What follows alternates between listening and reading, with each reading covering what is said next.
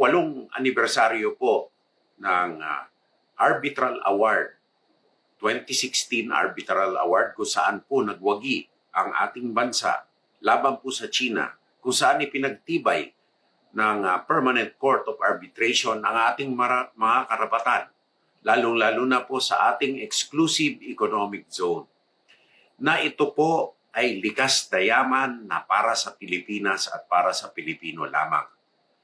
Ito pong award po na ito ay isinasapuso po ng bawat miyembro ng ating kagawaran ng tanggulang pambansa.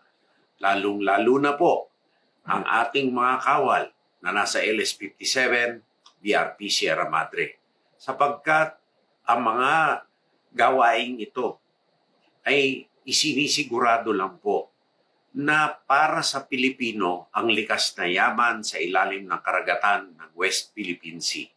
At gamitin ito para sa ating henerasyon at sa mga susunod na henerasyon upang mapayaman, maging matibay at matatag ang ating bansa. Kaya po hindi po ito biro-biro, hindi po ito salita lamang. Ginagawa po namin araw-araw, pinagsisikap po namin na mapangalagaan ng teritoryo at sovereign rights ng ating bansa upang makinabang ang Republika ng Pilipinas at hindi anumang ibang bansa sa likas na yaman na itinatag ng international law sa ilalim ng recognized na batas na kinikilala ng maraming bansa, hindi tulad po ng naratibo ng ibang mga bansa na sila lang po ang naniniwala.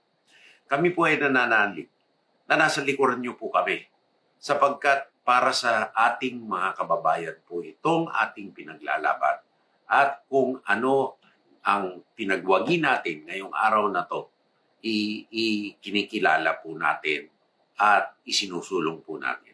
Sana po pagtibayin pa po natin ang pagkakaisa ng Republika ng Pilipinas sa likod nitong Arbitral Award, sa likod ng international law at sa likod na siguraduhin ang likas na yaman ng Pilipinas ay para sa Pilipino.